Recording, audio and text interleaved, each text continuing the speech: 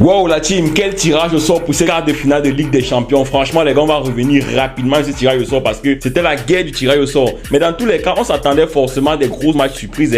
Quand tu vois les équipes qui sont qualifiées en quart de finale, ce n'est que normal que tu as un tirage pareil. La surprise n'est vraiment pas une surprise. Tout le monde s'attendait à ce qu'il y a des surprises et il y a vraiment eu des surprises. Quand tu essayes de voir les confrontations qu'il y a dans ce quart de finale, c'est du lourd. On va essayer de revenir rapidement sur les tableaux. D'un côté, on a le Real Madrid face à Manchester City et on a également le Bayern face à Arsenal.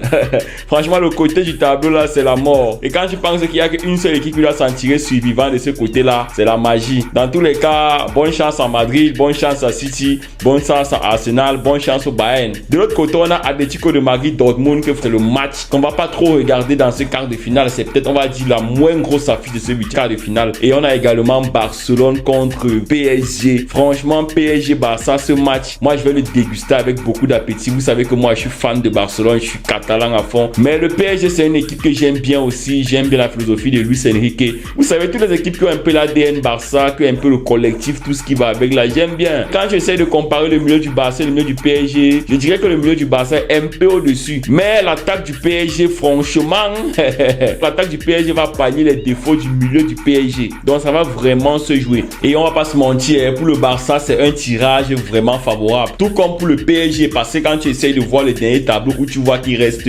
City, Real Madrid, Barcelone, Bayern de Munich, et tu ne sais pas qui on va tirer comme adversaire du PSG, et tu ne sais pas qui on va tirer comme adversaire du Barça. Franchement, ça faisait peur. Barça aurait pu tomber sur City, sur le Bayern ou sur le Real. Ils sont tombés sur le PSG, que je trouve est une bonne équipe qui peut aller au bout, et je tiens à le rappeler. Mais je pense que honnêtement, si le Barça se concentre, ils vont pouvoir battre le PSG. Tout comme si le PSG se concentre, ils vont pouvoir battre le Barça.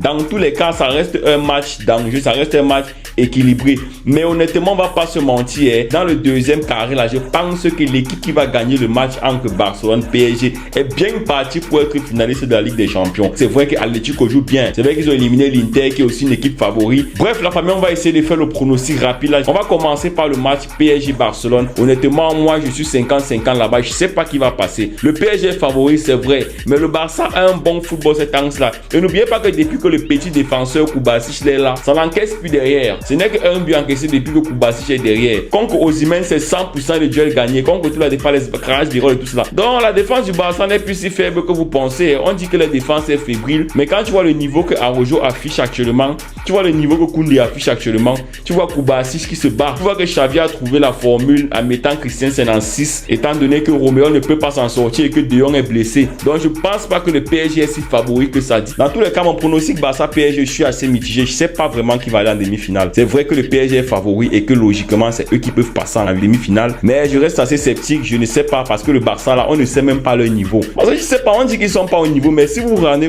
bien, vous allez vous rendre compte qu'on ne connaît pas réellement leur niveau. On a vu leur match contre le Real Madrid où ils ont perdu 7, mais ils ont vraiment soulé le Real. On a vu leur match contre l'Atlético qu'ils ont gagné.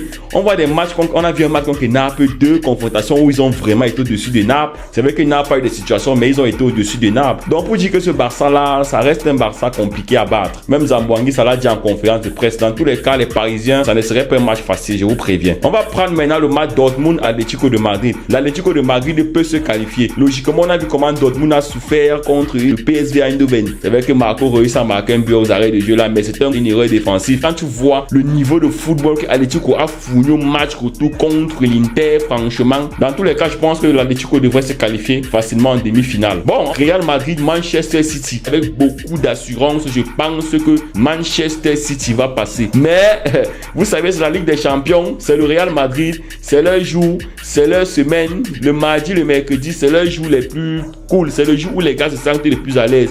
Mais on rappelle que si l'année passée les a bien laminés, on va pas se mentir, on a vu le 8e de finale du Real contre Leipzig, c'était vraiment pas satisfaisant. Et quand tu vois un City de l'autre côté qui franchement est bien fort cette saison, c'est vrai que Erling Haaland ne marque pas beaucoup. Et c'est aussi vraiment un défaut que City va devoir corriger très rapidement avant que les quarts de finale ne commencent. Dans tous les cas, City, ça peut passer, ça devrait même passer, mais soyez prévenus, le Real, et ils ne jouent pas avec la Ligue des Champions, c'est leur compétition, ils sont forts là-bas et ils vont pas se laisser battre aussi facilement que beaucoup le pensent. Maintenant, le match entre le Bayern Arsenal. Honnêtement, tu as d'un côté Arsenal qui est premier du championnat anglais et qui avec beaucoup de difficultés s'est qualifié contre Porto au tir au but. Arsenal c'est fort, c'est premier du championnat anglais, c'est vrai, mais contre les gros c'est pas trop ça. Et City, je pense que c'est une équipe qui est même au-dessus d'Arsenal cette saison. C'est vrai qu'Arsenal fait de bons résultats en championnat et le Bayern, Arsenal, ça serait match très ouvert. C'est vrai qu'on parle que le Bayern n'est pas très en forme cette année, mais je sens que ces derniers matchs-là, ils sont en train de revenir au top et ils sont pas en train de rigoler. Et ça serait vraiment les sous-estimer de dire que Arsenal va passer. C'est mon avis, le Bayern peut passer contre Arsenal. Arsenal peut créer la surprise, c'est même pas une surprise s'il passe,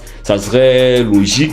Mais je pense que le Bayern, c'est l'équipe qui devrait passer. Dans tous les cas, la famille, merci d'avoir regardé cette vidéo jusqu'à la fin. On va bien se regarder dans ces quarts de finale. Honnêtement, je suis impatient de voir les matchs de quarts de finale qui arrivent là. D'ici là, n'oubliez pas de vous abonner à la chaîne. La famille, portez-vous bien, on se donne rendez-vous pour une prochaine vidéo. N'oubliez pas, c'était GetID. Merci, on est ensemble.